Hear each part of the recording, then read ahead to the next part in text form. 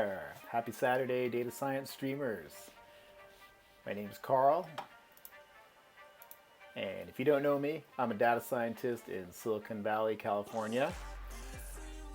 Very happy to be here on this Saturday afternoon, January 2nd, 2021. Congratulations. You all made it to the new year. I can't believe I made it too. Well, I'm glad to be here and talking about data science as I like to do on my stream. If you haven't seen my stream before, I always play music in the background. Today it's featuring electronic music from Spotify copyright-free playlists. Let me know if the volume's too loud or too low. Hey, maybe you want to hear the music and not listen to me talk, which I can completely understand. Won't take it personally. But I am going to talk for a while. I'll be talking about Python and SQL and customer churn. I usually spend a while at the beginning of each stream just kind of giving the background and explaining this area of data science. So without further ado, I'm going to do some talking first, and then probably in about 10 minutes we'll get into the data, the code, and do some live data science. So going to the background, what is churn? I will quickly explain for anyone who hasn't heard before.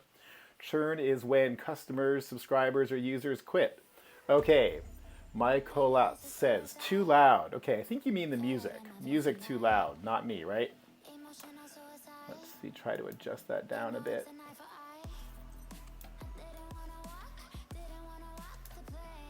All right, that's a good decibel lower.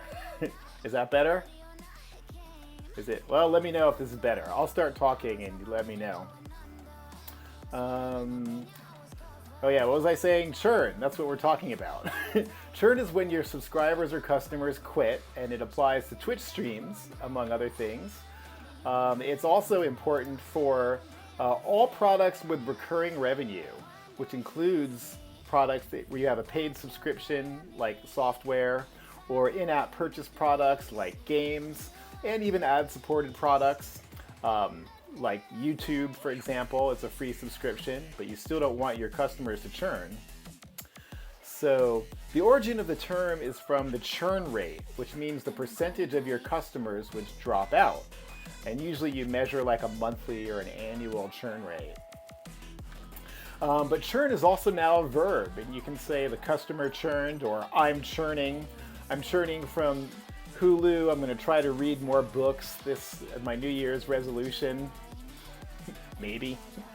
It's also a noun, and you can say make a churn report or make a report of the churns, or even you can call a customer a churn. You can say that customer is a churn. They canceled last week after a lengthy negotiation. Anyway, that's all the churn talk if you're in the business, software as a service. So why learn about churn? Well, it's the most common data science problem in the world, I say, because every company has a churn problem. But churn requires special techniques, so it's not really like a lot of other data science problems. So good to know the special tricks that I can teach you. It's also a great way to learn data science foundation, because in this stream and in what I teach, I go from raw data to the actionable results in one process. A lot of times when you learn data science, they just drop the data set on you. But here we actually take the time to create the data set from raw data. And it has very important implications for how we're going to work. What is Fighting Churn with Data? That is my book. It is out now. You can get it from my publisher's website, manning.com. And there's a 40% off coupon shown here. You can also get it on Amazon, of course, if you got the free shipping going for you. More power to you. But you don't need the book, because I'm going to teach you everything about the book in the stream. And also, all the code is free and open source, as y'all see. So what's the book about? It's based on my own experiences working on churn and data with real live companies at the place I work, which is called Zora. Kind of not a smooth transition there, but let me go into it. Tell you about Zora and my day job. Zora is a platform that other companies use to run their subscription business. So like Zoom, you see right here, Zoom is our customer. You can kind of just make out their name in the bottom there. And Zoom uses Zora to manage their customers and subscriptions. So when someone at Zoom logs into the Zora app, they can see all the customers of Zoom and all the subscription plans they're signed up for. And so Zora is in the back end managing the subscriptions and a lot of the data for a lot of subscription companies. So as the data scientist there, I worked on churn analysis for many, many companies. Most data scientists work on churn at the one company where they work, but I worked on churn for dozens of companies in my time at Zora. So that's what led me to write the book. So next, what is Fighting Churn with Data really? What are we trying to do here? It's all about data-driven churn reduction, and that's using your data to actually make a difference with your subscribers or customers. So very briefly, the top ways to drive churn reduction or drive up subscriber engagement with your data. Number one, make a great product. Make features and content that customers love and they won't churn. And you can use your data to figure out what are the best features without taking a customer survey. Because surveys it's expensive to take a survey and they're often biased. So great to use your data here. Next, there's your marketing. You can reach out to your customers with engaging emails and messages, but the key is to actually make it engaging and useful to the customers. You don't want it to be just spamming them. So you actually really want to use your data to figure out what information your customers could use and to get them that information. Next, you've got customer success and support, which is when you identify customers who may be in trouble and reach out to them proactively. And you can use data to do that. And we're going to see how to do all this stuff later in the stream. And then there's your sales and pricing, where you can find the right size. Hey, Matty Two Shoes, good evening. Welcome to the stream. What is it, like 11? Or I guess that 23, do you guys, 2300 for you guys? Late at night, huh? But glad to have you with me. I was watching your stream, by the way, this week. You almost got me, I almost ordered Data Grip, but then when I saw how much it was, I decided not to order Data Grip. But that's another story. Anyway, let me keep going through my explanation and we'll get to some real data in a sec. So all the code that we're going to look at here is on my GitHub repo at Carl24K Fight Churn. So you can absolutely get this code and follow along with everything I'm doing. There is some setup that you have to go through. Obviously, you need to clone the repo. And everything we do is going to be in Python and Postgres. So you'll need to have those set up. And then lastly, there's a data simulation which you run to get the data that we're going to use. So without further ado, let's look at some of the data that you'll have after running the simulation. Here's my where's the data slide. This is always the part where I try to talk less and start getting into some real data here. So I have a Postgres schema, and I'm going to show you two tables, subscriptions and events, because those are kind of the foundational data for fighting churn with data. So let's see. I'll go to a SQL query. Oh, and look, I already have a subscription query from whatever I was doing before. Select star from subscription where account ID equals 2. That's actually going to be a problem because I haven't set a search path. I'll look at a schema called SocialNet2, which I already created. If you run this simulation, I think your schema will be called SocialNet7, but it doesn't matter. It's just a social network simulation. So here are subscriptions for one account in this simulation. Again, the data is simulated. It's not real because I didn't have a real company that would let me give away the data for you to work on. So that's why it has to be a simulation. So you can see the subscriptions all have a start date and an end date. And they're coterminal, meaning that the end date of one is the start date of the next. And so you can see this account has subscriptions from January 7th to June 7th. In 1 month increments. And they're all $9.99 actually. So this simulation is actually not so good on having a lot of variety in the prices and the the terms of the subscriptions. But it's just a simulation. But it'll work for what we're doing. So we've got a lot of subscriptions in this table. Let's see how many subscriptions. We can do a quick select count star from the subscription table. There are 54,000 subscriptions, which are all for 1 month periods. What about the customers? I think if we do select distinct account ID, whoops, if I can type, we'll see how many customers there were. So 14,641 in the simulation. So that's the subscription data. I also told you there's event data. Let's go and look at the event table. So events are the things that customers do on the product or service. Let's see, order by event time, and I'll put a limit here because there's a lot of events. So you can see that the events have an account and a time associated with them. They also have this type ID.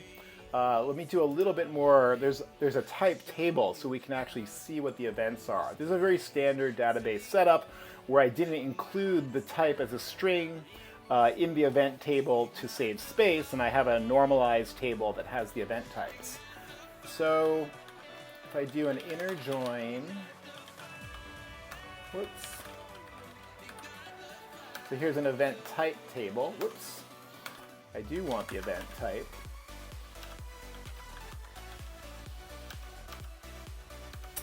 All right. So this should show us more about the events. Okay, so now I've joined the types with the events, and you can see that these events actually have these different types.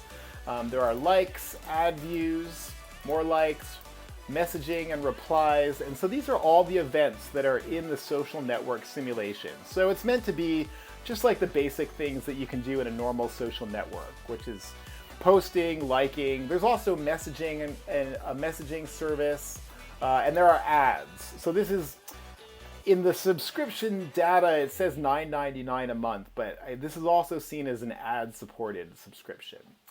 So this is the event data, and this is the basis for all of the churn fighting action that we're going to do. So what have we done with the event data? I'm going to show you now some results from previous streams to get you up to speed, because a real churn analysis of customer data, it's not something that you're going to do in just one afternoon or 1 hour. So this is stretching over multiple streams. You can find all the past streams highlighted, saved in the channel. Oh, and I made a YouTube channel now, so you can find all my old streams on demand in YouTube. But let me just show you the past results now. So previously we calculated what I call customer metrics. I think most people would use that term. Which are summaries of the events at the level of each customer. So we start with an event schema, which we just looked at. Oh, hey, Nicole. Nice to have you back. Oh, is that my YouTube channel? Thank you. Hey, and yes, thank you, Nicole. Hey, Nicole Janeway is on, and she also has a data science email list. I was thinking this last time you were on, Nicole. You should really share out your email list, okay? Because I bet you the people on this stream would be into it. So please don't be shy about doing a little self-promoting. Do a little self-promotion and get your email list out here, Nicole. I don't have it prepped, but let's see. I'll keep going and keep explaining because I want to get to the new part here. Carl-sponsored promotion. All right, so there's Nicole's email list. We can check it out later. Let's see. So I was thinking about aggregation. So we start out with events in the event table, and then we do an aggregation to calculate metrics, which are summaries of the events for each customer. And I say it's an aggregation over customers and time, and I mean literally an aggregation in SQL. As I note here at the top, we calculate these metrics in the database. So they get read, we read the events from the database and write the metric right back to the database. So let's look at the code again. Everyone who's seen my streams before is going to know about the event count SQL, but just for anyone who hasn't seen this before, let us go out and... So listing 3.1 means that it's chapter 3, listing 1 from Fighting Churn With Data. Hopefully this code is clear enough on your screen. I try to use a pretty big font. So you can see that the metric calculation, it's literally a select with a group by. So we just do a count star to count the number of events per month in a particular period. Here it's hard-coded to a 28-day interval. And there's a particular event that we're measuring for each metric. So each metric is going to measure one type of event for all the accounts. So you can see it's a group by account. So every account will get their own individual measurement. And we can just run this pretty quickly. If I go into my configurations here, I have this one saved for Chapter 3 listings. So this was also all explained in a previous stream, how to do this setup. And I'm using PyCharm here, which is the, well, it's the IDE that I use. I know a lot of people use VS or IntelliJ. But once I have this set up, I can easily run this against the database. It prints out the SQL that it's running here with the bind variables filled in. Like if you noticed, in the saved SQL, there's these percent and then like a name, and same here. But then here it's printing out with the variable bound in. The date was May 10th, and the event is like, and here's the result. So for each account ID, we get the number of likes per month. But this isn't the end. This is really just the beginning, because this is actually just doing one query. What we really do is calculate these metrics for a whole bunch of accounts and times at the same time. Hey. Michael ZTK, if we speak about an online store, what are the most important events? For an online store, the most important events are probably your purchases, because that's where the customer is really gonna, get something. And so each different type of purchase could be an event, and the dollar amount of the purchase would be a field on the event. So you could make all these kinds of, oh, hi, Christy Coe, thanks for following. Glad to have you with us. I was just answering the question about the most important events. Now, it's actually different for every service. What are the most important events? But the most important events are always the ones that have the most to do with the value that the customer is receiving. So for the social network, the most important events are things like likes and friends, posts, and for a product that's a store, your most important events are going to be your purchases. But also, if you can track other information about what the customer is doing, that might be important too. And there's a lot of examples. So like if your product is for making online documents, then the most important events will be creating documents, maybe editing documents, sharing documents. So whatever event is most closely associated with the value that the product is trying to deliver, those are going to be the most important events. But there's no one-size-fits-all rule for it. Although in different verticals or categories, you can probably generalize. But so anyway, so this was the basic metric calculation, and we did a lot of that in the previous week. So that's all in the old streams. Okay, cool. Matty will have in some of his upcoming streams more about data collections and what events happen in the front end. Yeah, it's different on every product. But remarkably, the results that you get for churn are the same regardless of the events. I'm going to show that later. This was an overview of all the metrics that we have in this simulation, in this use case. The font's a little bit small, but hopefully you can see. We've got a metric called account tenure, which is how long the customer has been a customer. That's a special metric calculation based on the subscriptions, not the events. But the rest of these are all based on the events. We've got ad views, dislikes, likes, messages, etc. You can see the average likes per month is 100. The average messages per month is 39. And in this column that's highlighted in color, you can see what percentage of customers all get that metric with a non-zero value. So what you can actually see here is that the unfriend per month event is relatively rare, because only 59% of customers got it. Whereas all the other events, almost everyone, the majority of customers have it. So this was listing 3.8. I don't I guess we could do a quick look. Nah, we're going to do a similar SQL later. But anyway, so this table is produced by a SQL from the book, which you can also run using the framework. So this is just to give you an overview of what the metrics that we have are. So now last week we did something important and very interesting, which is making the data set. So now most data science courses don't teach you how to actually make your own data set. They pretty much give you the data set with all the rows and columns set up. But when you're really working from raw data, you need to make your own data set. And I call that flattening, I'll show you in a moment. But you start from the subscriptions really and identify active customers and churn customers. Then from their periods of activity, you find dates to observe them and the outcome of whether they churned or renewed. So the churn customers are all going to have the churned outcome, when they churn. But as you saw, if you watched the last week's stream, you're also going to look at churned customers before they churn. So you have observations of them when they renewed instead of churning. And by following this, you'll get a churn data set. Let's look at the churn data set real quick. I have it saved in a CSV file. Let's see. Now, hopefully Excel won't crash my stream today, as it sometimes does. Let's see, opening the data set. Okay.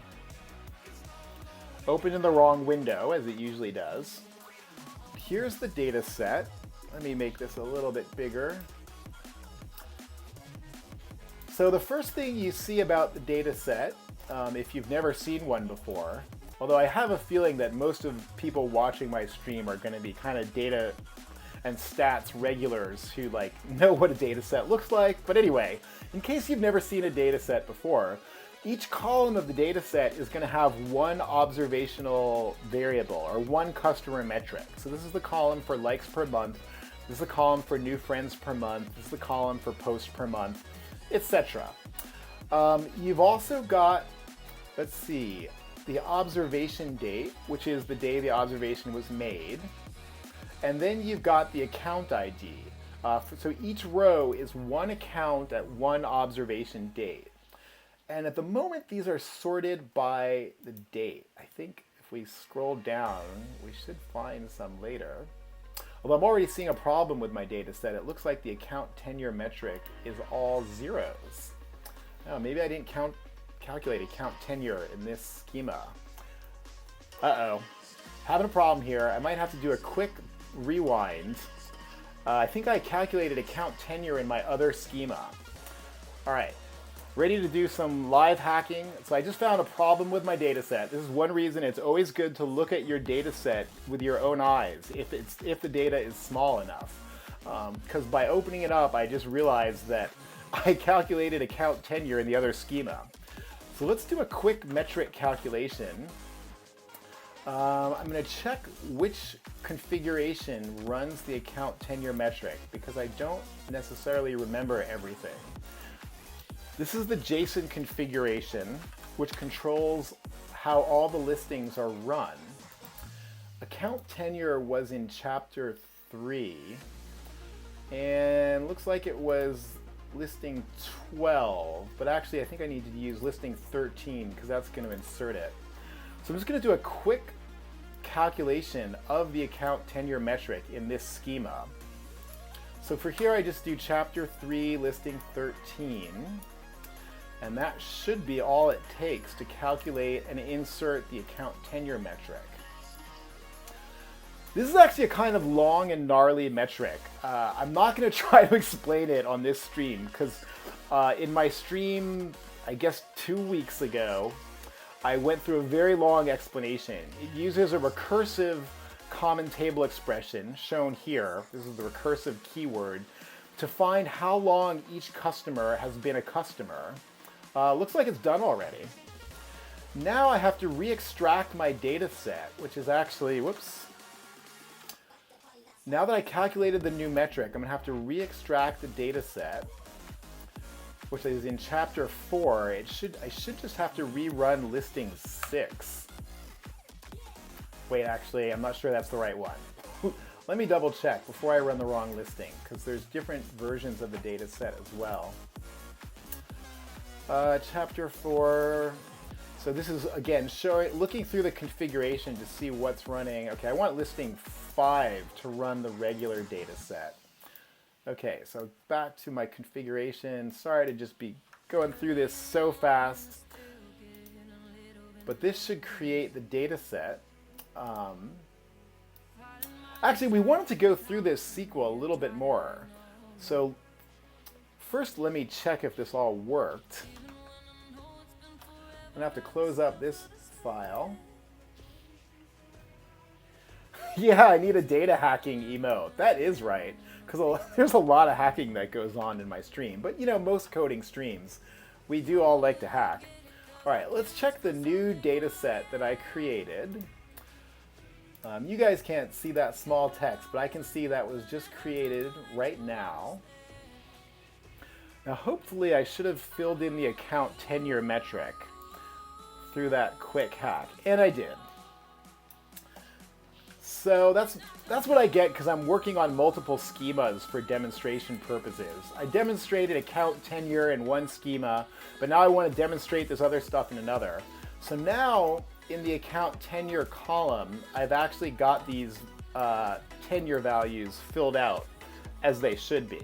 And you can see that as time passes, I don't know if you can see the small text, these tenure values tend to increase for the accounts. So this is what the data set looks like. I didn't want to really do that hack, but I did it. And I showed you quickly, briefly, calculating a new customer metric, the account tenure, and then rerunning the data set extraction.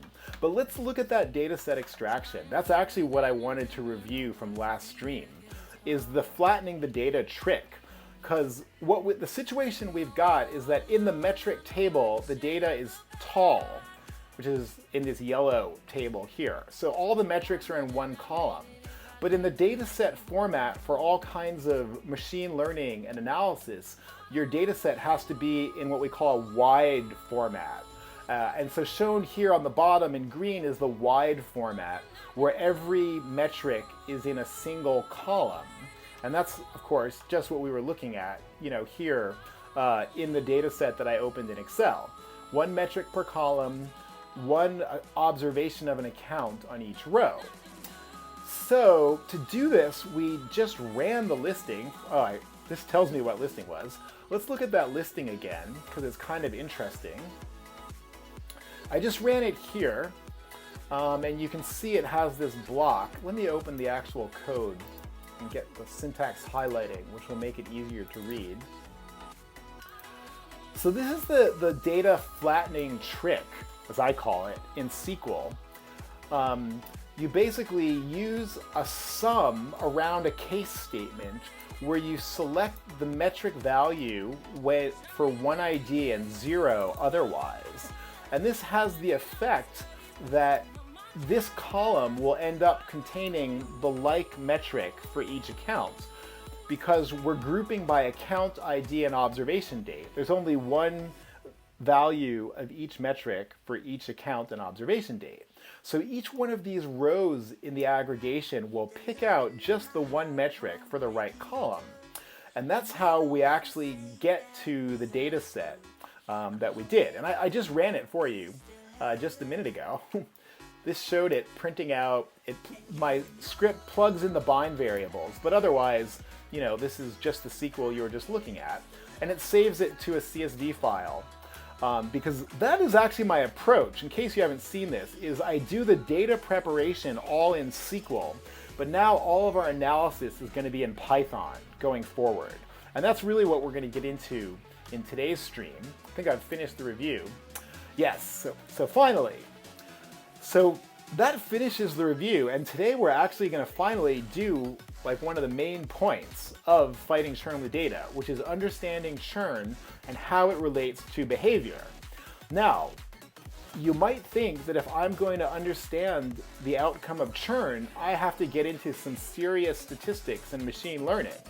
However, this is where I'm a real kind of contrarian in the data science world to a certain degree. I say hold off on the machine learning and regression until later. We're going to start just doing some basic visualization and analytics. And that you'll see in today's stream is a very powerful way to understand churn and behavior. I like this quote from Ernest Rutherford, who got a Nobel Prize more than 100 years ago. And he said, if you need to use statistics to understand your experiment, you ought to have done a better experiment. Now, I think it's a funny quote nowadays because we're all so data-driven and stats-driven. It sounds like crazy talk to say that if you need to use statistics, then like something's wrong. So what did he mean by that? I think there's two levels to his advice. Now, on one level, Rutherford was a physicist more than 100 years ago when all of the experimenters had to make their own laboratory equipment by hand. They would rig up all their equipment. And I think if you did a bad job making your rig, you might have a lot of noise in your experiments. Like Rutherford was measuring radioactive decay, and you have to not have noise in your electrical setup. So he probably meant that if you have a lot of noise in your setup, you could average it out using statistics, but that would be less desirable than fixing your rig and having less noise. So on the one hand, you could take that to mean that a modern data scientist should spend a lot of time doing data quality checking and you'll get better results. Now that's true, but I don't think it really justifies trash talking statistics the way it sounds like I'm doing. Because I think there's actually a deeper level to this advice. And I think what it means is that, this is maybe me reading too much into it, but the way I read it is it means that you should be able to run your experiment and look at the data, and you should be able to tell to a first order approximation, was your hypothesis correct or not? And you shouldn't need any statistics to do that. You should just visualize the data and you'll know, did your hypothesis test work or not? To a rough approximation. And if you need to do something like with a t-test or p-statistics where you're like, oh, it doesn't look significant, but it passes 95% confidence, then that's not really what we're going for. Yeah, assuming you tested properly. But yeah, everything has to assume you did it right. But assuming you did your setup right and did your experiment right, you shouldn't need statistics to know that your result is there. And we're going to look at examples of this in like just 1 second. I'll show you what I mean. I just think that when you're fighting churn with data, the most important results can be read from your visualization without you doing any kind of statistics. So let's get into it and look at what I'm talking about here. We're going to look at a technique that I call metric cohort analysis. And I don't think anyone else really calls it this, and I don't really know what other people call it. If you have have heard of this technique under another name, let me know. But it's illustrated here. Basically, you divide your customers into cohorts of behavior frequency. So you have a top cohort, which is doing the most of some behavior. So this is we're talking about metrics, like these events: post per month, like per month, ad view per month. Okay, active usage segmentation. Wow, I'm gonna have to look that up because I never really knew what to call this. Unfortunately, I made my own term in the book and called it metric cohort. But anyway, you've got your middle, then you're gonna have a middle cohort and say a bottom cohort. And as you can see in the picture, the bottom cohort only has a very low metric value. So this is basically a test of the hypothesis that the more someone uses your product, the less they churn. And that's kind of the most basic and important hypothesis test of all churn analysis. Is like, do people who use your product churn less? Because if people who use your product churn more, then something's really wrong. So you might find in this example that the cohort that uses your product the most churns at a 25% rate, the cohort in the middle churns at a 50% rate, and the cohort that uses it the least churns at a 75% rate. Now, that's just made up. We'll see a real example in just a moment. But the important thing is that you're never going to have everyone in your top cohort stay. Like, you might think that your top cohort should have a 0% churn rate, but trust me, it won't. And you might think that people who barely use the product should all churn, but they won't. So it's always really just a probability or a percentage. So this is the idea of cohort analysis. And let's make it concrete by looking at the real examples. So here is an example from a real case study that I worked on with a company called Clipfolio. And I'll take a minute to introduce the case study companies.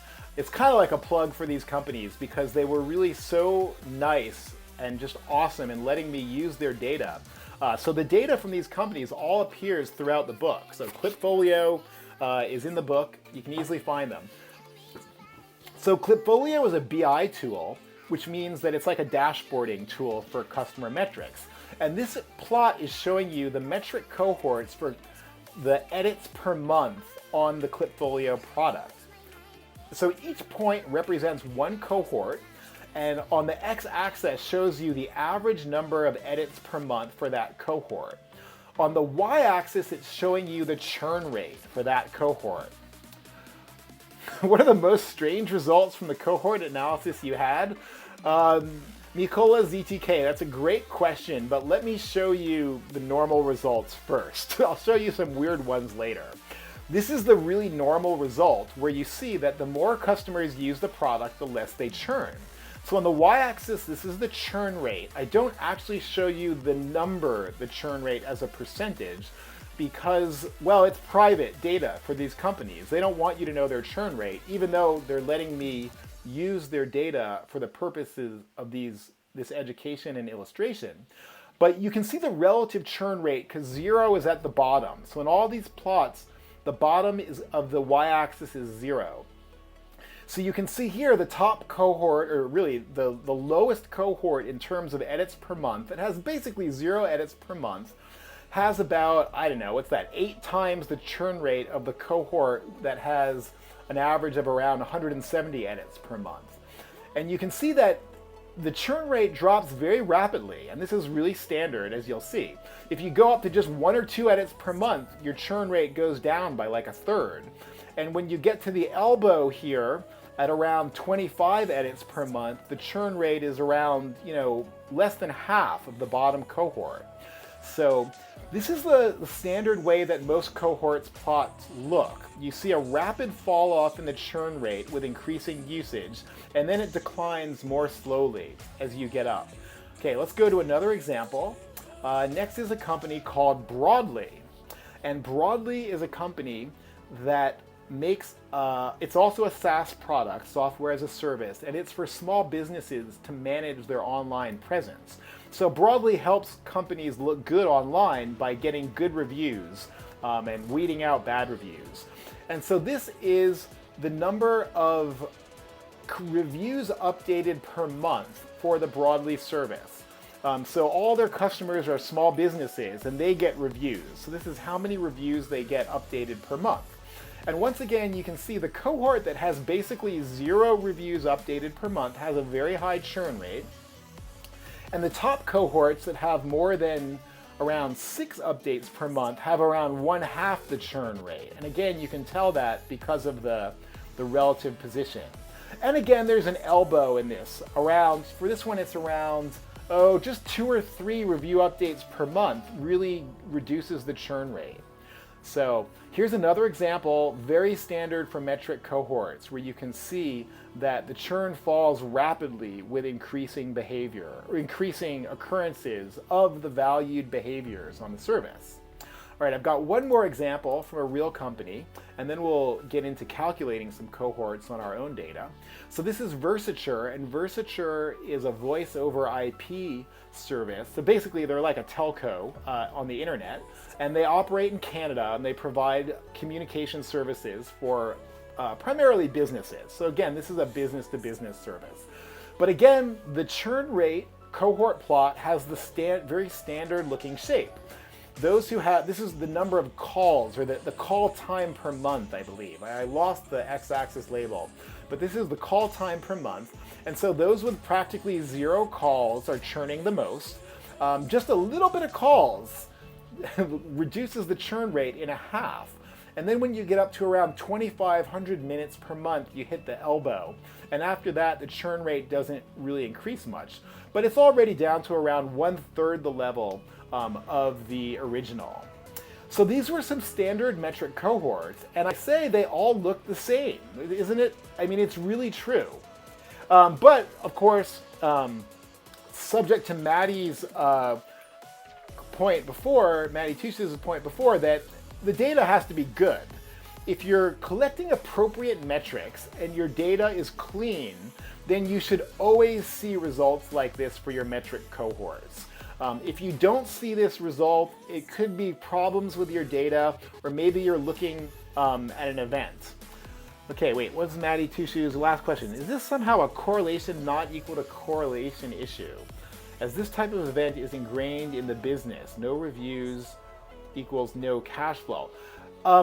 Actually, that's a very good point about correlation versus causation, because all of these results are correlations and not causation. Well, it's actually a gray area, because how do you know if it's a correlation versus a causative factor? So I devote a whole section to this in the book.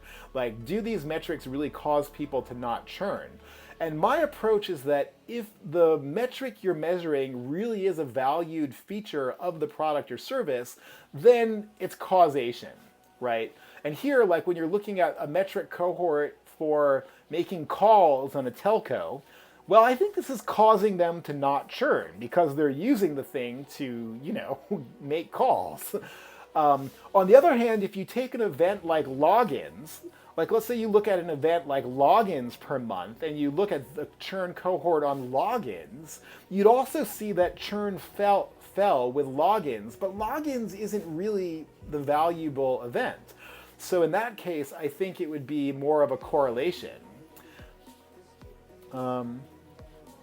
Yeah, someone hasn't spending any minutes on the phone, then they probably aren't operating their business properly.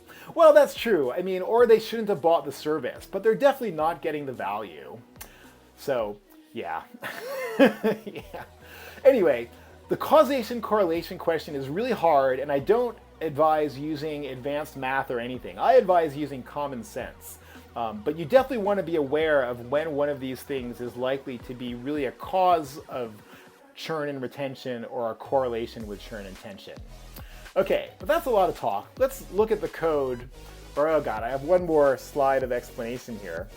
Maybe I should skip the explanation, but real quick, this is how you actually would do a metric cohort calculation in a toy example.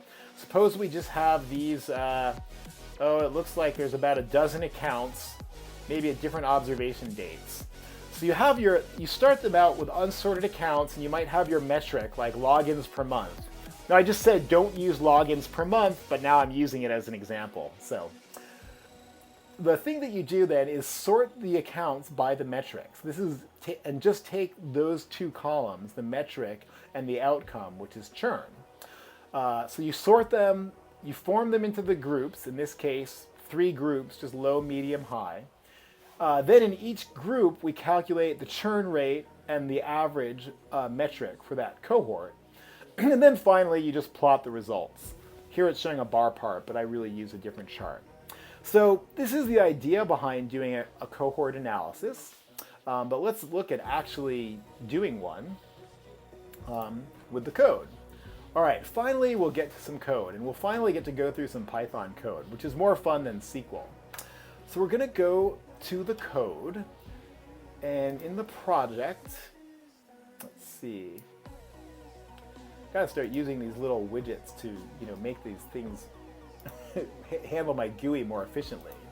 So listing 5.1 is the cohort plot, and I think I'm just going to put a breakpoint in it, and then we can step through it to actually look at this code. So this will be our first cohort. I'll make a new configuration for chapter 5. This is going to be run cohorts 5.x. I'm just going to call it that. This is chapter 5, listing 1, which is the first example cohort in the book. All right, now we'll just debug and get right to it.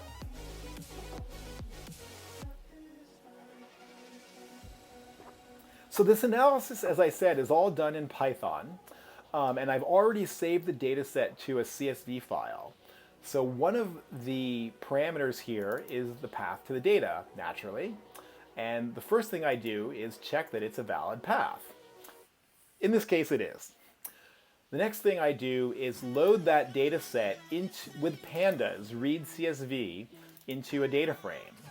Now, I can show you this data set in the debugger, and PyCharm has a pretty good viewer for data sets, I might add.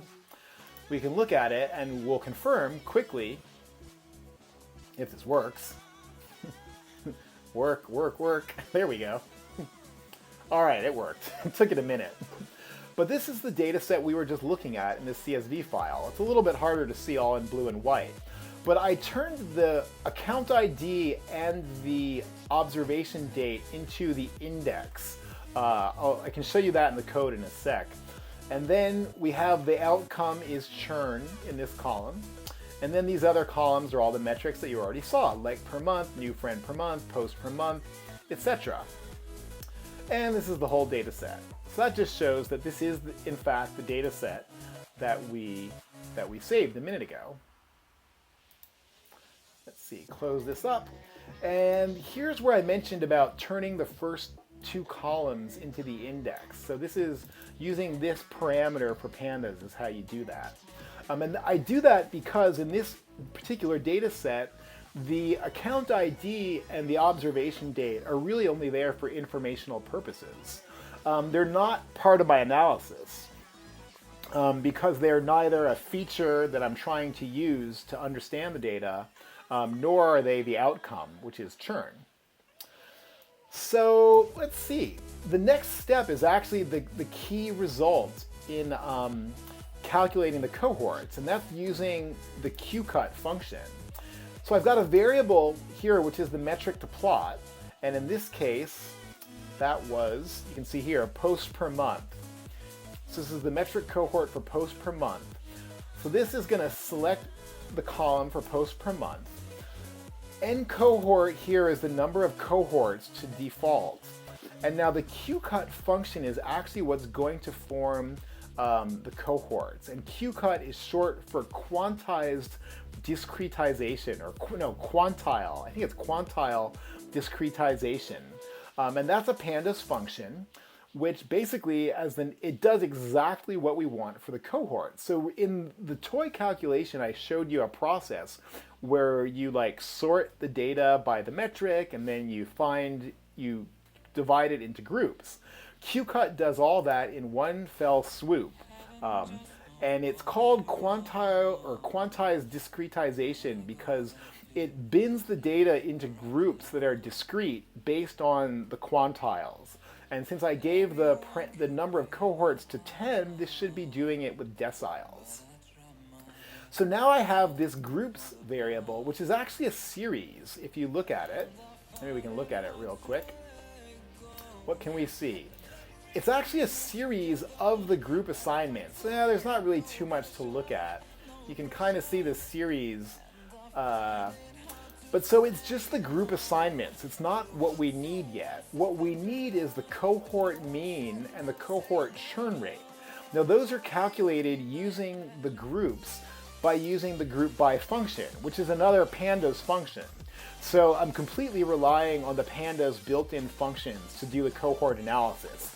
I'm not at all following the toy algorithm that I just explained. I'm not sorting the data myself and finding, taking all these steps manually. So I always encourage people to do to use package functions to do these.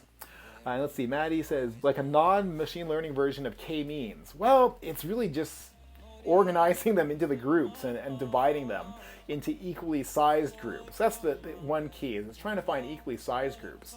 But anyway, you use the group by function and then the mean on the column that you want. So this call will give me the mean values for the column that I'm trying to measure, the metric. And this cohort, this mean will give me the churn rate, because the churn is a Boolean, and if you calculate it as a number, this mean will give you the churn rate. And then the next thing I do is I put these, the mean values into a data frame. So now I've got a new little data frame that has my cohort means and the churn rates in two little columns. So I've practically done the analysis already right now. I've got my groups, I know the average post per month in each group, and I know the churn rate in each group right here. And the rest is just plotting. Let's see. My plot's opening up in another window. Let's see, let's see if I can get it to show up over here. So here's my plot. So the first call just plots the curve. So that's our cohort plot curve for this metric. And the next one's just add the annotations. My advice is always to be very good with your annotations because you never know who's going to look at your plot later. So I'm just going through annotating the plot, putting on the grid. I set the Y limit at the bottom to 0 always, and that's to make it easier to read the relative churn rates. And lastly, I just save it. And I guess I'll just hit that and it'll go away. So let's go out and look at what I just saved. The final result should have showed up here. And here it is. Oh, opening in the wrong screen, but here's what it looks like. So now we've got it. This is churn rate versus post per month on the social network simulation. And it has exactly the standard curve shape that I was talking about. The bottom cohort has just over 0 posts per month on average, and they have a churn rate up around 9%. So now you can see the actual churn rates. Now remember, if this was your own data, you really plot the churn rate on the y-axis. In the case study examples, I don't plot the churn rate on the y-axis because that's their confidential information, the churn rate. But if it's your own data, of course you're going to look at the churn rate. So here we can see that customers with more than around 25 posts per month, their churn rate goes all the way down to just over 2%. And then that's kind of like the lower level. It looks like a little bit lower, but it gets kind of noisy at the bottom and not really a significant relationship. But that's it. There we go. We just calculated our first cohort, metric cohort post per month, and we went through the code on it and saw how we do it. Now let's do some more with that. So let's run more cohorts for the other metrics. And that, in the book, first we're going to look at the JSON. I'll show you that has the configurations. I probably still have those open. So this is my JSON that has all the configurations. And we were in chapter 5, so we just ran listing 1, which is the cohort plot listing. And the first one, or the default, was just to do it for post per month. Now there's a bunch of different versions in here, but version 4 is for ad view per month.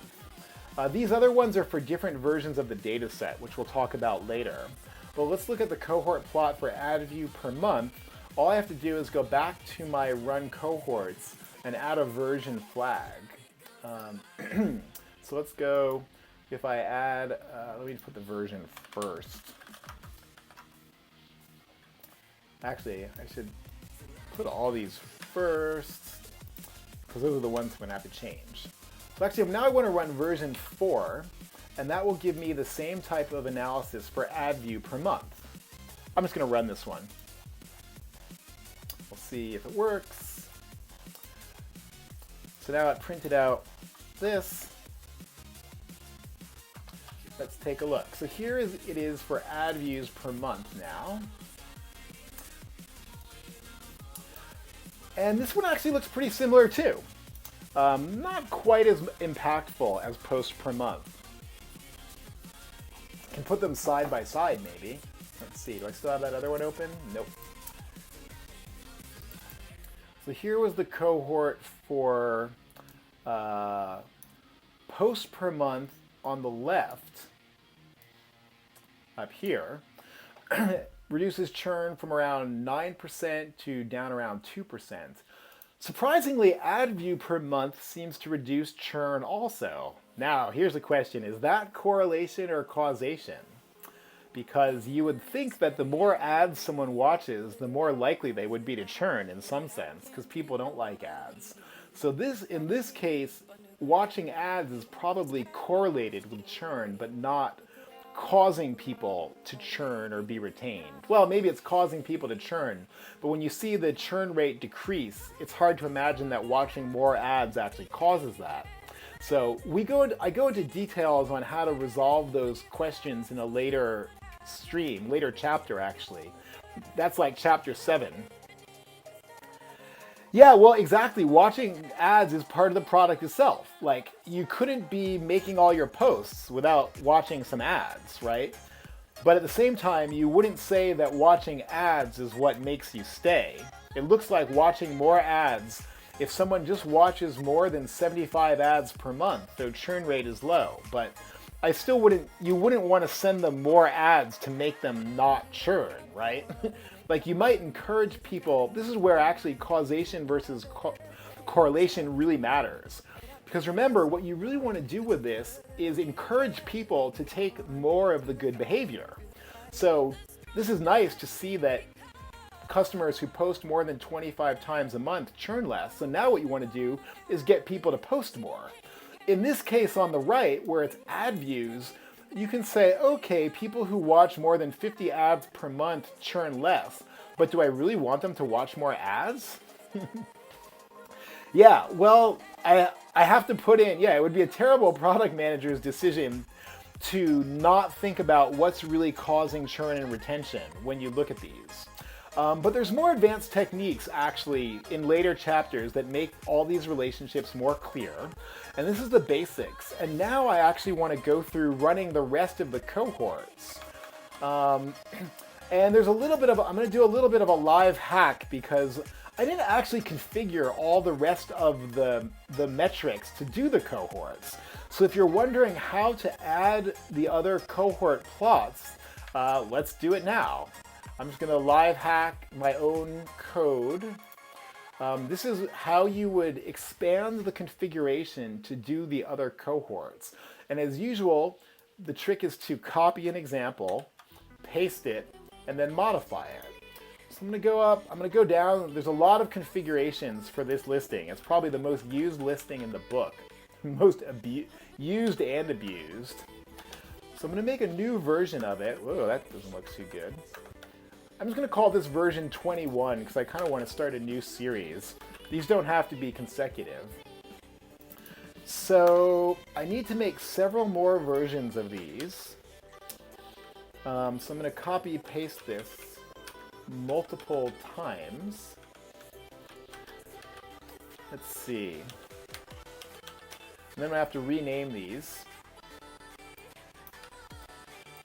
So I'm just doing this like the quick way. I'm going to set them all up at once, and then we can run them all at once. So now I've got to get back to what my other metrics were. I think I can copy paste that from my spreadsheet here. Yeah, this will do it. Here's new friend per month. I'll put that one in here. We're getting some serious drum and bass in this music. What do you guys think of this? It's a little bit... This music is a little bit hard for data science. It's kind of like, making me lose my train of thought. That's what I'll blame the music when I screw something up. So we already did post per month. We can skip that one. We already did ad view per month. Let's get on to the ones that we didn't do. Dislike per month. Unfriend per month.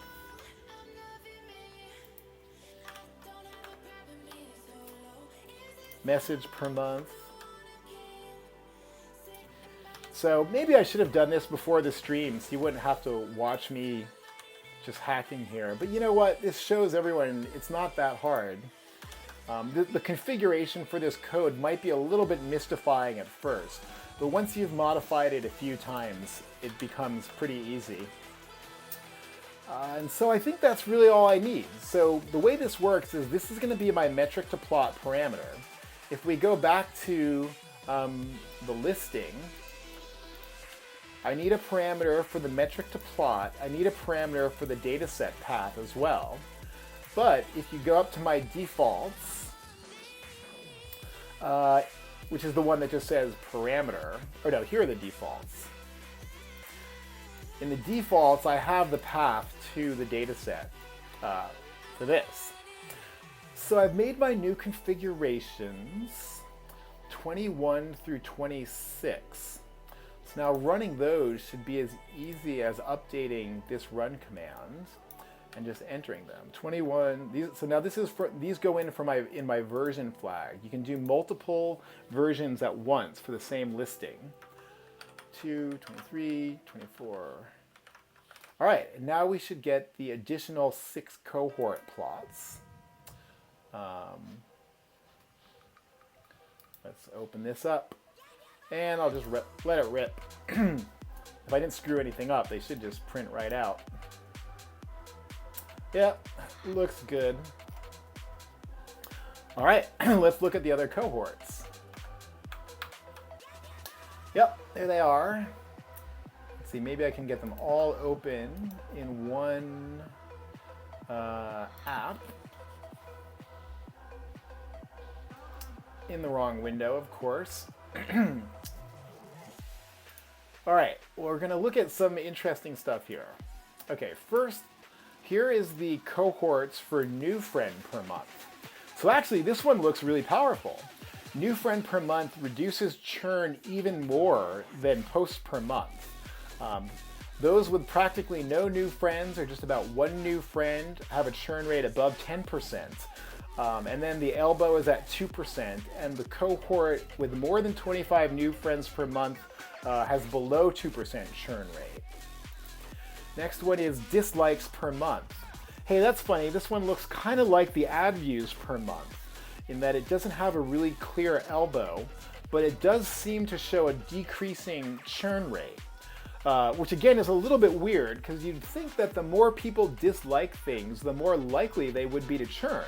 But actually, this may be a case of correlation that people who are on the social network a lot are just going to dislike a lot of things. And if they're on the social network a lot, they'll also tend to, not churn so much. Okay, so here's the cohort for dislike per month. Here's the cohort for unfriend per month, and that one's kind of interesting. This one actually looks like it increases churn. So if you have, and it's a low number, you can see the average in the cohort for the bottom cohort is less than 1. It's only 0.25 unfriends per month. And it only chose 2 cohorts, and this is the default behavior of the quantized discretization function in Python. If it doesn't think you have enough distinct values, it's going to use fewer cohorts. Back to the code real quick. That was here. So I defaulted it to 10 cohorts. But something to remember is that when you use qcut, it might reduce the number of cohorts for you automatically. And there are different ways to handle that. We'll look at one later in the stream. And yeah, I'll say more about that later. But anyway, that's explaining that result. So unfriends per month seems to increase churn. And we don't get a lot of cohorts. This is for messages per month, which also reduces churn a lot, kind of like new friends. So the more messages per month, the less churn, very, very strongly. And there's an elbow at around 25 messages per month. And here is replies per month. Whoops, that's a weird, well, let's talk about the weird one last. Replies per month is, well, it's similar to the rest. Remember, like I said, when these things make sense, they tend to all look kind of the same. Now let's look at one that doesn't make sense. This is actually the one for account tenure, and I'm actually not sure if this makes sense, honestly. It shows that the highest churn is after around 60 days. And, maybe it does make sense. You often do see in a real account tenure plot, you see a peak in the churn rate after a short time and then decreasing churn rate later. Now this one I'm not so sure because I made the simulation and I know there's not really a dependence on account tenure. So it's a little weird, but it still works in this case. No, actually. Well, this doesn't matter. The question is, does this account for monthly, yearly tenure? I have an example of that in the book. Maybe I can open that up in a sec if you want. But in the simulation, everyone's only got monthly. I think you mean renewal, actually. So do they renew monthly or annually? So in real subscription services, people with annual renewals do churn less. And you can almost always see that in the data. And people with monthly renewals churn more. And you can almost always see that. But in this simple simulation for the book, I've only got monthly. So the simulation for the book doesn't really have everything that you see in real ones. I don't know. Let me see. Let me find, if I can find the book real quick. Let's see. I can show you a real renewal. Let's see. Just trying to find a copy of the book. Of course, I have many copies of the book floating around on my computer. I will go quickly to the real example of renewal, which is in the book. So examples that I don't have in the simulation are going to be in the book here. So I'm looking for the monthly annual example, which is coming up. This is it, actually. So this is real data from Broadly, and this is on page 188 in the book. And this is showing in 2 cohorts, the monthly customers have around, this is the monthly customer cohort, they have about double the churn rate as the annual customers, which are in this cohort. So this is based on real data. Yeah, spike in churn in the middle is not uncommon if there's some products that require certain key actions to take place. Yeah, which basically means they need to have a successful onboarding experience, which is generally considered part of customer success. I always look at this result, I look at with a little bit of skepticism because I created the simulation and I didn't explicitly build in an account tenure dependence. So, and the real simulation only runs for 6 months. There's only 6 months of data in this simulation. So I actually don't tell people to run this account tenure cohort in the book because it's a little bit random, I think, what you get out of it. But I have a real tenure result next. Let's see. Well, I'll go back to talking and explain a little bit more. This is to remind me to say all this stuff. How I learned to love cohorts. And keep the algorithms to myself. So why do I like using... You're living in a dream world, Neo, maybe. Why do I like this approach? And this got my Data Ninja, this is my Data Ninja icon. Let me get him out there. Or my lame emote that I made myself. Hey, where is it? I'm trying to give you the Data Ninja emote. Yes, this is the very exciting Data Ninja emote, which looks like an acorn, as someone told me on a previous stream. But I'm going to make a better version of that emote soon. But again, anyway, I'm a data scientist, not a graphic designer. So anyway, I was going to tell you why I like this method. And number one is because it's easy for business people to understand, and they can reproduce the result themselves.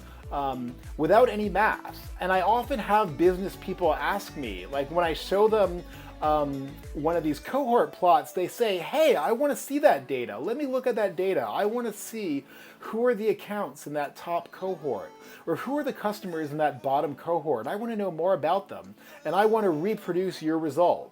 And I say, fine, have the data set. I just give them the data set, and they can easily reproduce these results themselves. And that gives them a lot of confidence in it, which you don't get like with statistics or machine learning. You always have to make a lot of explanations, and then the business people still don't really believe you.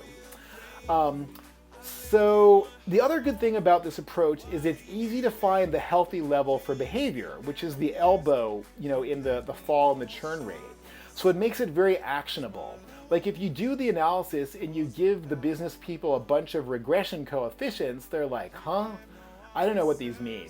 But if you give them this plot and say, look, if they get 25 messages per month, the churn rate goes down. The business people know what to do. They say, hey, let's encourage people to have more messages. So that is why I really favor this method when I'm explaining the churn results to the business people. I think I've got a few more examples next. Okay, here's a real live account tenure cohort analysis. So this is from Clipfolio, the dashboard tool, so the BI tool. And here you can see very strongly high churn rate in the first year. So this point is at around 365 days. This is the 1-year renewal cohort. Churn rate peaks at around 6 months.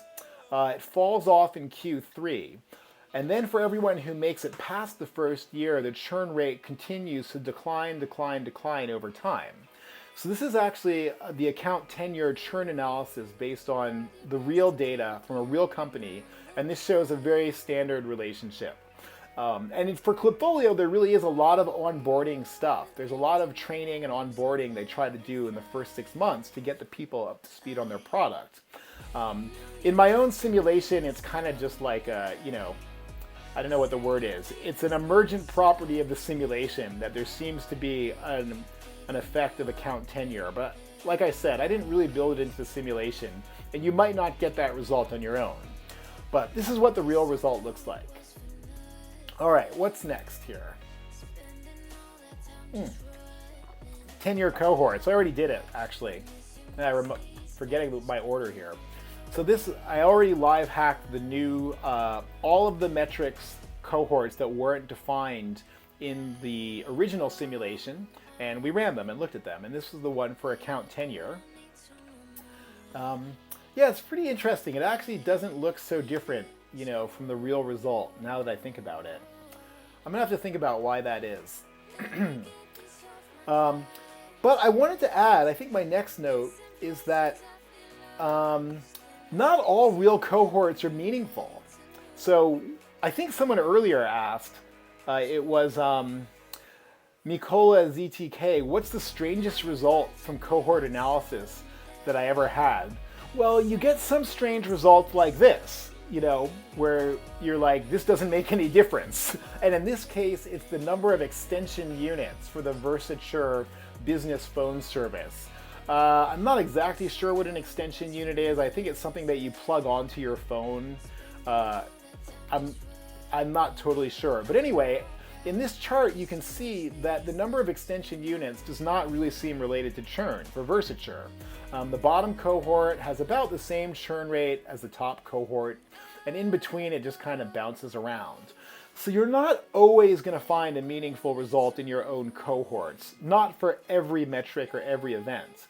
But I do think that for the most important metrics and events for every real service, you should get a solid result that looks like the standard ones that I show.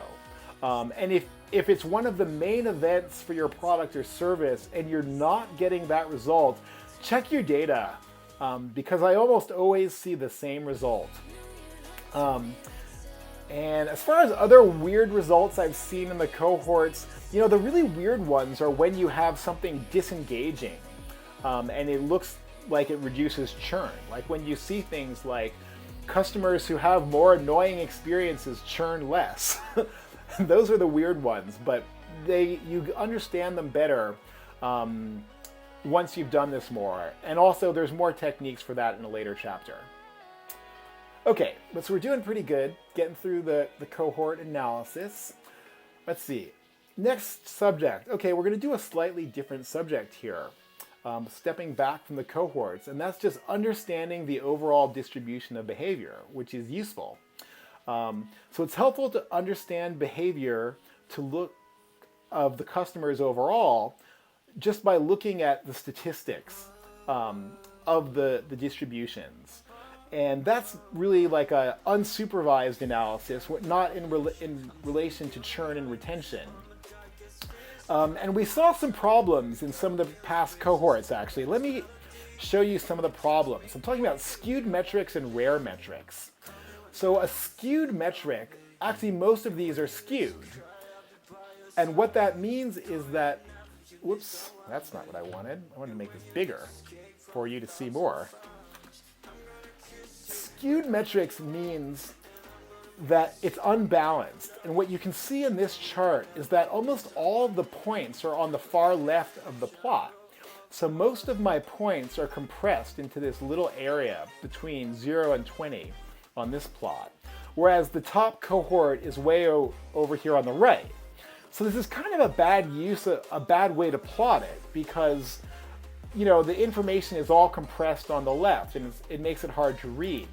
And they tend to be like this because there's a lot of extreme outliers. That's actually something that's true about this data usually. And looking at the skew will give you a sense of what the extreme outliers are. Now, another problem which I mentioned was rare metrics. And this was an example with the unfriend per month, where because the metric was rare, the cohorts, it just doesn't look so good because there's only 2 of them. It's not so informative.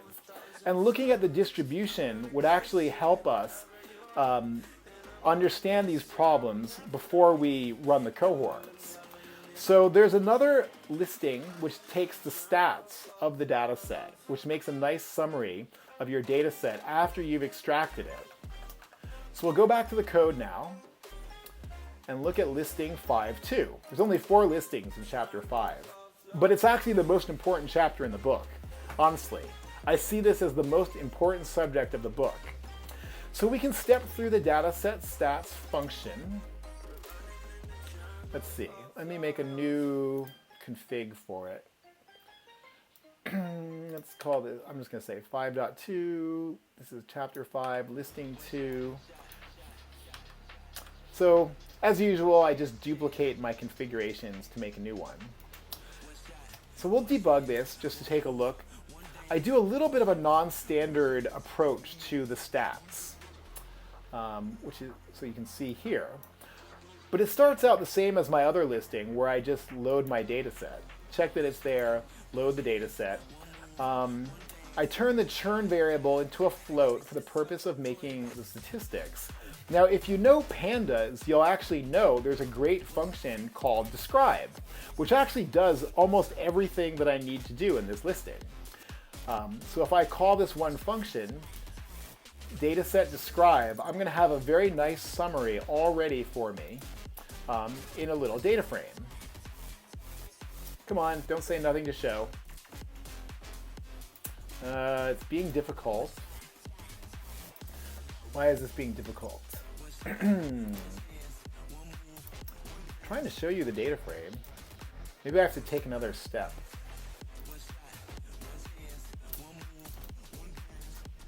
I want to show you the summary, but it's not cooperating. Here we go. All right, now it actually looks good. So this is I took the transpose after taking the summary function from pandas, and this is what I get. So now I have one metric per row in my summary, and I have all these helpful variables, like the mean, the standard deviation, the minimum, the maximum, and a set of percentiles, 25th, 50th, and 75th percent.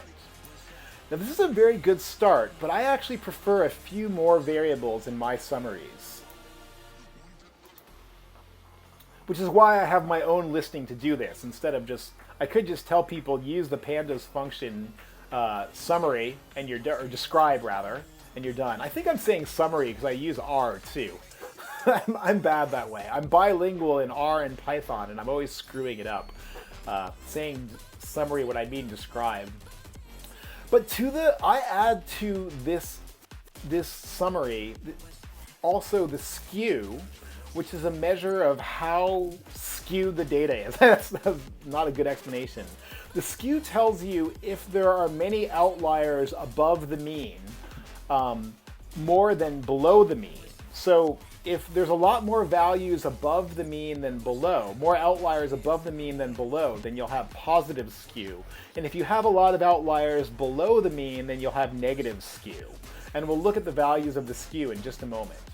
I also add the first percentile and the 99th percentile to my distribution, because I just like that extra information. It's nice to know the min and the max, but the distance between the max and the 99th percentile can tell you a lot about the data. And I also look at the percent of non-zero values, which is not included in a typical summary of the distribution. But it's actually really useful for churn cases because a lot of times you have rare events, and those have rare, well, if you have a rare event, then you have a lot of zeros in the metrics. And this tells you how many customers actually had a non-zero value on the metric in the data set. So I take those additional measurements into my summary, and then I just resort the columns, and then I just save it. So let's take a look at the result that we got for this data set. Let's see, should be in the folder. Whoops, I moved it. Here it is. So it saved a new file in my folder where all the outputs are going, and this is the summary stats file. That was the data set, and Excel has opened it up in the other window. Here it is. So here's the summary that we got for the first data set from the social network simulation. So let's see, it might be a little bit hard for you to read. Let me see what, I'm going to format this one to a percentage because the non-zero is a percent, and I like to give it a color scale so you can see what are the rare metrics. So I've also got the churn variable here on the first row, and you can see that churn is around 4%, 4.1% in this data set. We can also see only 25% of accounts actually have an unfriend per month non-zero value. And that was why we had that messed up cohort plot with only 2 cohorts, because 75% of the values were 0. So that's the way the QCut function handles that. The rest of these mostly look pretty sane. I'll format these, make them a little bit more readable. So here are those numbers for the skew, and high skew is generally bad because it means that you have a lot of extreme outliers. So like, let's look at this like per month. It has a skew of 11. Basically any skew above 4 is considered pretty highly skewed, or below -4 if you had negative values. But since these are all count metrics, we don't have negative values. So the likes per month, the maximum shown here is 6,692 likes per month. That's someone who really likes a lot of stuff. And it's just a simulation, it's not completely realistic. But the truth is, if you do this type of analysis in a real product or service, you get a lot of crazy outliers. Like, it seems like people are sharing their accounts, even when it's not a shared account product, or what have you. And also look at the difference between the 99th percentile and the maximum. It goes from 846 to 6692. So you got some really extreme outliers in this data. Not all of these metrics have such extreme outliers. Unfriend per month is not particularly skewed, although only not that many people have the values of it. Account tenure is also almost completely unskewed. And you can see the account tenure, mean of 60, ranges from 18 to 116, etc. So this is overall a very useful summary of your data set. And as I said, it's really just the standard Python describe function, or the pandas, I should say, describe function. And I just supplemented it with this information about the skew, the percent of metrics that are non-zero, and the 99th and 1st percentiles. And those are just some columns that are additionally useful for churn type data. So that is the next listing in chapter 5. And there's one more thing I think I'm going to try to do, actually. Well, there's summaries on my next slide, but this isn't all I wanted to do. I wanted to show another listing, which is what you can do when you have some bad data and you want to make a better version of your cohort plot. That is listing 5.3. It's weird, I thought I had a slide for this, but it seems like I really didn't. Just checking. Yeah, so what can we do about skewed metrics in particular, or rare metrics rather? One thing you can do is remove them before you make your cohort. And I'll demonstrate that technique quickly, and we'll try to make a better cohort for unfriend per month.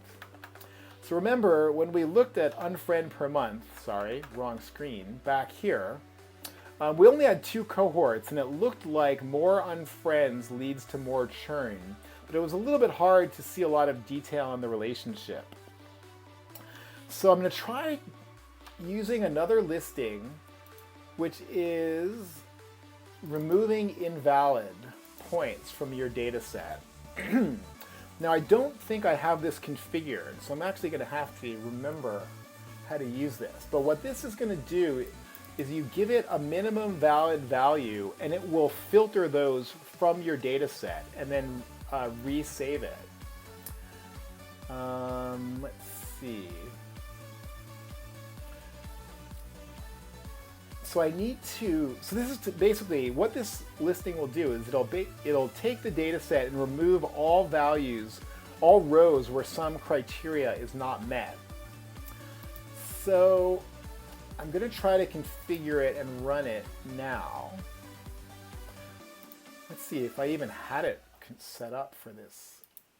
See, I didn't even set it up actually. So for this chapter, I kind of mentioned it in the chapter, but now I'm going to set it up with a configuration and try running it. So getting into the hacking here, hopefully this will go smoothly. So every one of these needs to have a name, and it has to be the same name as the file. I'm not very imaginative in that. So this has to be remove invalid. Let's just look at another listing to see another example. All right, now I need the parameters for this listing, and those go in an enclosed dictionary. So the parameters have to be in a dictionary. Okay, first the data set path will be my default. Now what I need to do here is give a dictionary with the metric and the minimum value that's considered valid. So I think in this case, I just need to make, whoops. No, wait. The name of the parameter first I need is min valid. So I'll make an entry here, min valid. And now this has to be another dictionary. And I think it's just a map from the value to the minimum. So we wanted to perform this cleaning for unfriend per month. And I say cleaning not because these are bad values, but I just want to remove them for the purpose of making a different cohort plot and demonstrating this listing. So let's see. So back here, so I need to have, I'm going to say unfriend per month. I'm going to say 1 is the minimum valid value for that metric. And I think that's really all I need. I put in a breakpoint here, and now we'll check if this works. Let's see, go back to configurations. I'll call this is just going to be 5.4. Okay, so let's look at removing these values. This is just a very simple data cleaning, and I call them invalid values. They're really just invalid for the purpose of making these cohort plots because they're messing up the cohort plot in some way or another. So let's look at this listing, see what it does. See if I've configured it rightly. All right, well, I got this far. I got into the listing. So as usual, it's going to load the data into this pandas data frame. Just checking the data. If this works. Wasn't this all weird before? Maybe I shouldn't be doing this. Oh no, it's working. Okay. PyCharm just had a little brain freeze. So here's my data again. So I make a copy here so that I'm going to clean from a copy.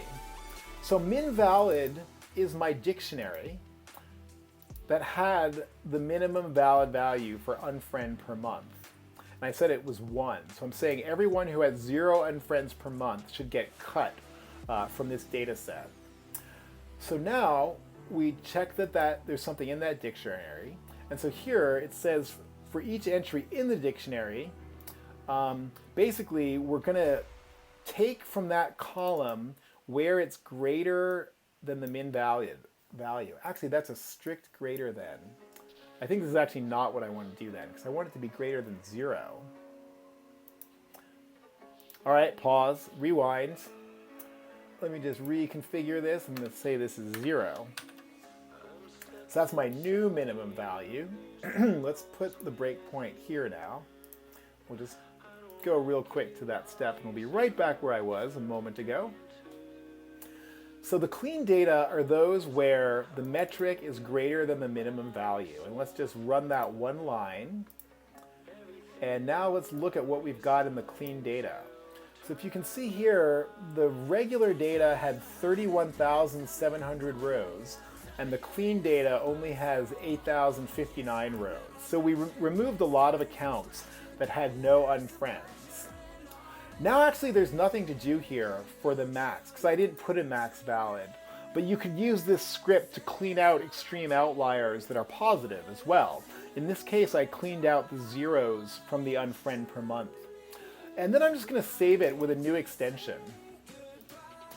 So that's really it. I've run, that gave me my data set cleaned for this purpose, which is now here in the same folder. Probably doesn't look like much to you in the screen. Let's do a new unfriend per month cohort though. That'll be the fun part. Well, or the useful part. So now I'm going to go back to listing 1 and make a new version. Remember I made my new versions down here. I want to use unfriend per month again. So I'm going to copy this one. And this has to be version 27, unfriend per month. And now I need to use a new data set path because I just saved a new one. You can see these other examples here of configurations that have different data set paths. I'll just copy one of them and then I'll modify it. On my first programming job, my boss taught me, Carl, remember the rule. Copy, paste, then modify. Don't forget to modify. How many times have you copy-pasted some code and then forgot to change it? So for this one, I need to change it to my new dataset cleaned path. And that should give me the cohort for the unfriend per month from my dataset that had no zeros. And we should get a slightly more interesting result from that. So that was demonstrating the removal of invalid. Now let's look at running a cohort. I'm going to go back to this version where I was doing listing 1 in all my different versions. Now I'm just going to run 27. Let's see, do I still have a breakpoint there? Yeah. Can step through the cohort function again, make sure it's got the right data. Yes, all the time. Was that a response to forgetting to modify your code after you copy paste it? Yeah, that comes with the territory when you're a developer. That's why debugging is part of the job, because you rarely get it right the first time. I mean, not you. I mean, you guys, I'm sure I'll get it right the first time. Anyway, so let's do this cohort plot. We got the churn data. Let's just check and make sure I got the right one. I will do that by, well, I can see here that it's got 8,059 rows in the bottom. So that was the right one. And now we find the groups as usual with the qcut function, and then find the means of the metric and the churn rates. And I'm doing this because once we get out the zeros, it'll actually force qcut to take a slightly more interesting approach to forming the cohorts. Usually it does. We're getting group by statements in SQL. Yeah, forgetting group by statements in SQL can be pretty dangerous because very often, normally the SQL still runs, but it does completely the wrong thing. It would be better, it's better if it just gives you an error, but The worst errors are the ones where your code still runs. Anyway, so after finding the means and the churn rates, I put them in a new data frame. And again, at this point, the analysis is practically done. We just have to plot it. Oh, hey, it's not working.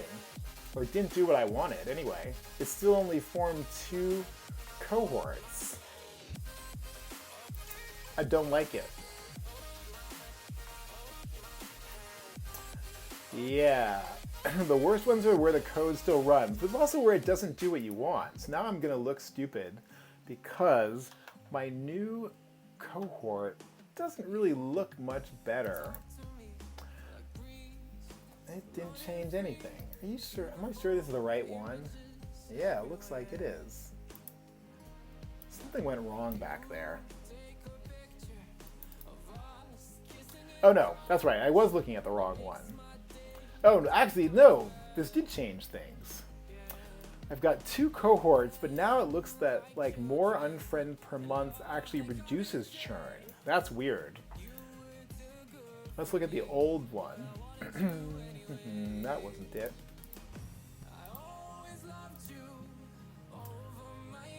That's not it. Well, at least this did reveal something different, although it didn't do exactly what I wanted. Let's see, here's the original unfriend per month cohort. So the original unfriend per month cohort showed a little bit of increase in churn, going from no unfriends to a few. Now that I've cleaned out the zeros, we actually see a slight reduction in the churn rate. And I didn't really get more cohorts like I wanted to. Usually when you do this, it'll take on more values, and I'm not really clear on why that didn't happen. I mean, the other trick you can always do is to, I wonder if it'll respect me if I put in like a low value for the number of cohorts, like 3. Let's try changing that configuration here and rerun it again. I was going to say, the other thing you can do is not use qcut. There's actually another discretization function, just plain cut in pandas, where you specify the boundaries. And I'm trying not to go there. Let's see what happens if I just say 3 cohorts. Let's see if it'll listen to me then. Because I feel like this should work. I'm not really sure why. So now, let's see, did I get my parameter? So yeah, it passed in my parameter, n cohort 3. Let's see if it actually does it. Look at this variable.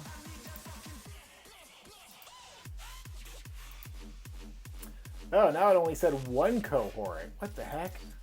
All right, now I'm looking really stupid because I don't know why this is not doing what I want.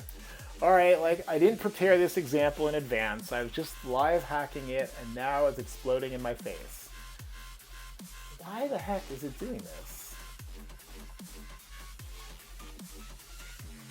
I don't know, man. I think I'm gonna call it because it's still not doing what I want. Wonder what happens if you don't even give it like a cohort parameter. Does the code just blow up? Let's try this version.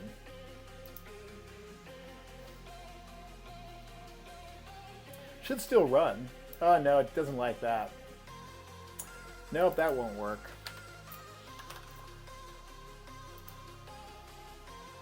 Now I'm just completely hacking. Like, why does it not? I know that. Let's look at the stats. So I know unfriend per month. Oh, I think this is the problem. Well, it goes up to 4. 1, 2, but the 99, oh, this is probably the problem here. The 99th percentile is 2. So almost everyone who has it has 1, and very few people have 2, 3, or 4. So, I don't know. I guess this,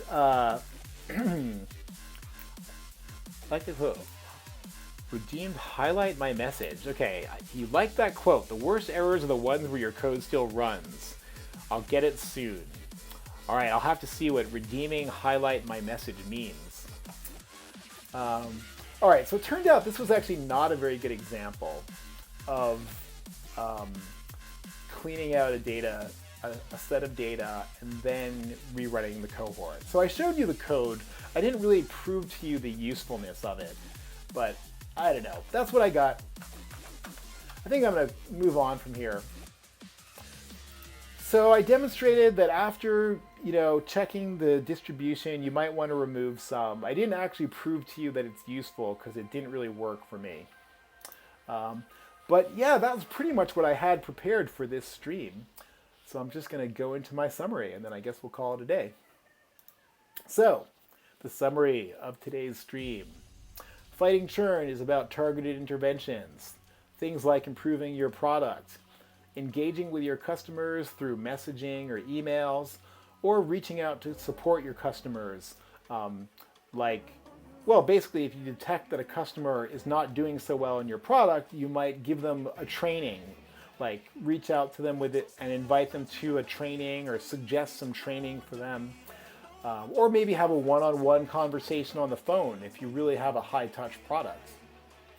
So, metrics, which we looked at, they summarize customers, events, and subscriptions. So, in today's stream, we were just looking at simple metrics like the count of different events per month, like likes per month, posts per month, ad views per month. Metric cohorts show churn versus behavior. And metric cohorts are really great, I think, because they're easy to understand without math, and they prove the relationships to the business people. It's like we were looking at the cohorts before. This wasn't a good example.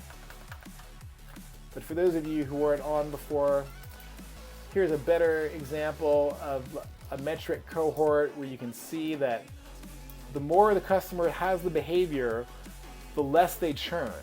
And it's such an easy analysis that business people can repeat the analysis in their spreadsheets.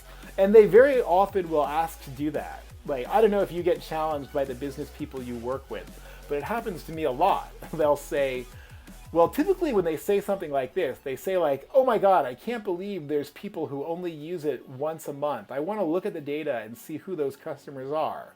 Or on the other side, they say, oh my God, I can't believe there's someone who makes more than 60 messages a month.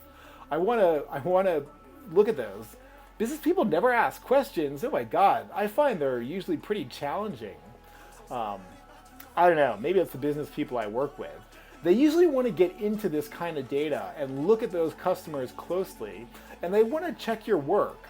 And what's great about this approach of using the cohorts is I just say, have at it.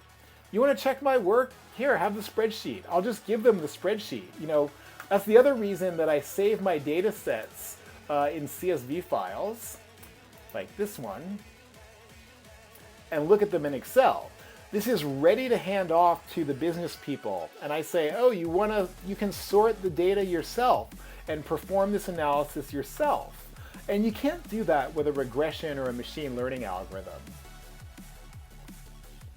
Okay, the other great thing about cohorts is it's clear who's healthy and who's unhealthy, because usually these plots have a well-defined elbow in the decline in the churn rate. This would be like a plateau if you looked at retention. You could turn this whole thing upside down, obviously, and look at retention, just 1 minus churn, and then this would give you like a plateau where it rises up to a certain level. But anyway, so it's very actionable because, like on a chart like this, you can say, okay, what's a healthy customer? A healthy customer has more than 5 replies to messages per month, and you can tell that that's healthy because that's where, beyond that point, there's not much reduction in the churn rate. So most of the cohort analyses come up with a very clear elbow point like this. I mean, it's not guaranteed, but it's usually the case. And now here I say this predicts churn and retention without AI or statistics. Okay, now I know the data scientists watching this are going to be like, come on, this is not doing a good job of predicting churn and retention.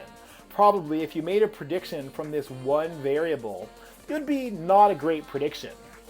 But a prediction nonetheless, and not a bad one.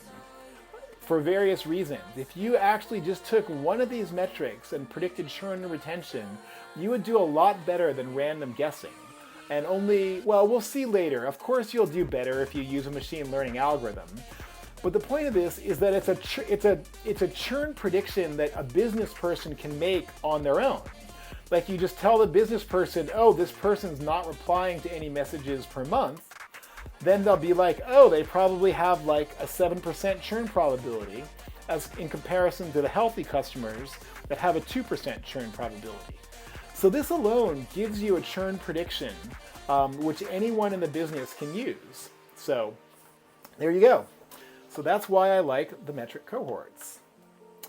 And I think I've pretty much beaten them to death today. But in my next stream, we will do a little bit more of metric cohorts and analysis. We'll get into some slightly more advanced uses of metric cohorts. So, did I mention that I wrote a book? And it's out now. You can find it at manning.com and also now on Amazon. Came out in Amazon last week. The next stream. I'll tell the next stream in a minute. First, there's a discount code. If you want to get the book from Manning, the publisher, and not Amazon, do use the discount code. The next stream is, not there. The next stream is actually tomorrow. So I'm doing weekend streaming. It just works best with my day job. And my stream tomorrow, Matty Two Shoes, that's supposed to be my European-friendly stream.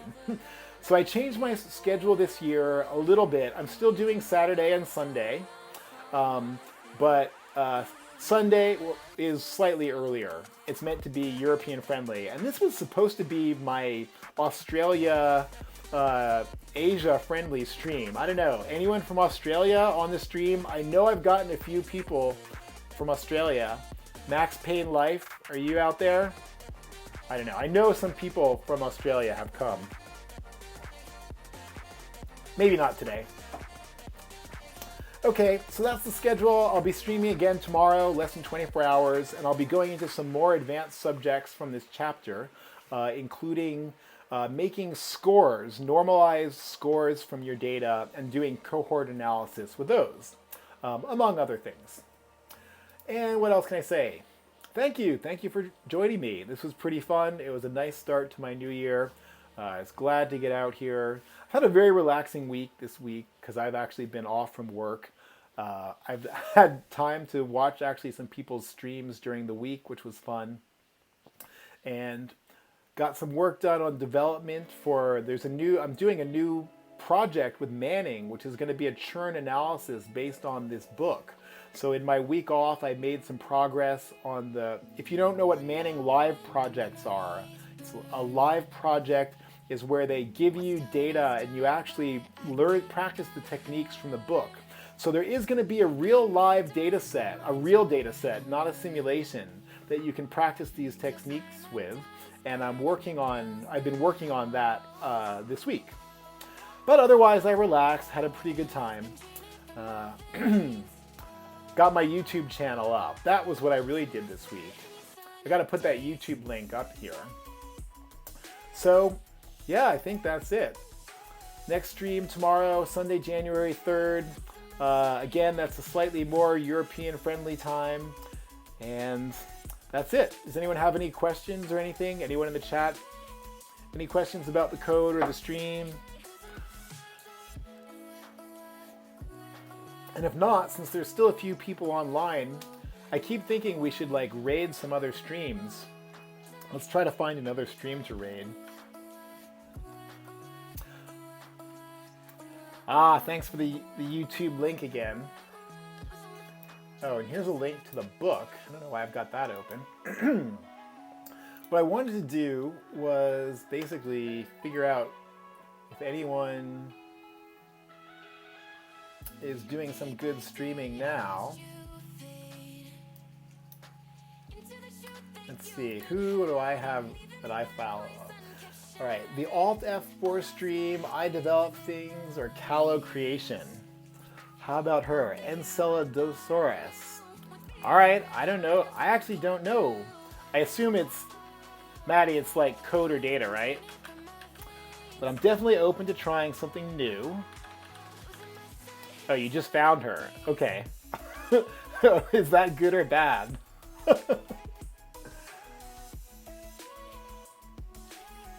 Well, I don't know. I like to live dangerously. Saladosaurus. And I don't even know if I can spell that. All right, if it's machine learning, I am always looking for new data science and machine learning streams because I only know a few. All right, so we're going to try a raid on Enceladasaurus now, and we'll all get some new data science stuff. But anyway, thanks a lot. I should put you back on my closing screen before we do the raid. Thanks for everyone who came today. Hopefully you can join me tomorrow. It was fun. Oh, I love this song. So this is kind of a good way to go out. All right, let's try the raid. Hitting it now.